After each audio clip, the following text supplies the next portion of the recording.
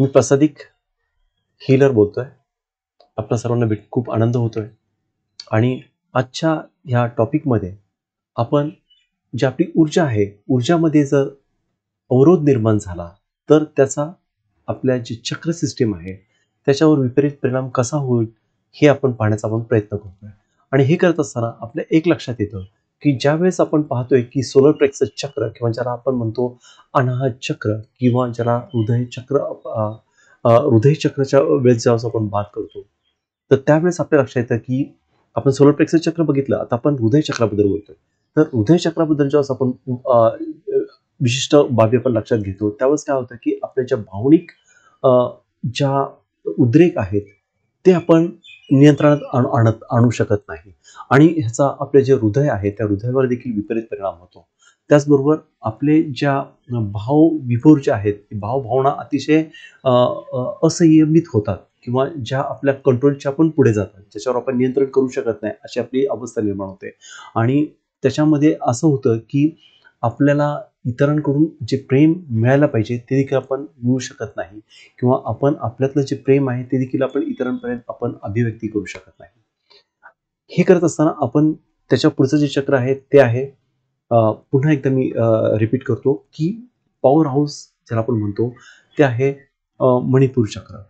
आणि मग मणिपूर चक्रामध्ये काय होतं की ज्यावेळेस मणिपूर चक्रामध्ये अवरोध निर्माण होतो त्यावेळेस काय होतं की आपला जो आंतरिक जो ऊर्जा आहे, जो पॉवर आहे, जी क्षमता आहे ती कमी होते.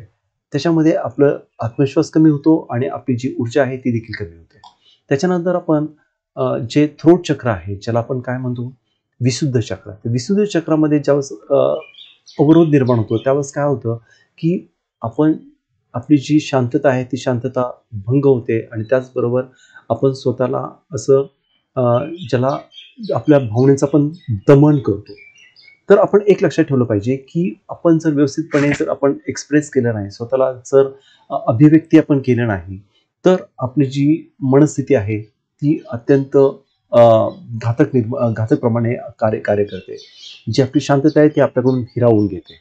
आणि त्याचबरोबर सगळ्यात महत्त्वाची गोष्ट आहे की जी आपली ऑथेंटिसिटी असते, जो खऱ्या अर्थाने जो मी म्हणतो, खऱ्या अर्थाने जे स्व म्हणतो त्याला आपण पाहत नाही.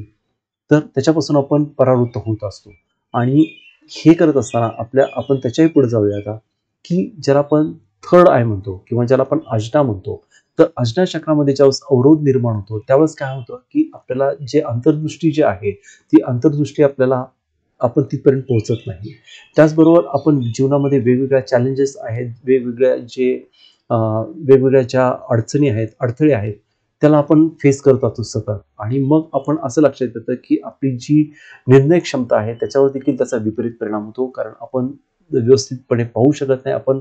आपली जी दृष्टी आहे ती धूसर होते, सुस्पष्टता तिथून निघून जाते. आणि मग आपण क्राऊन चक्र ज्याला म्हणतो किंवा ज्याला आपण सहस्त्रार चक्र म्हणतो की त्याच्यामध्ये ज्यावेळेस अवरोध होतो त्यावेळेस काय होतं की आपण जी आपली आध्यात्मिकता आहे, जे आपल्यातले जी धार्मिकता आहे, धम्मजीवन जे आहे त्यापासून आपण परावृत्त होतो.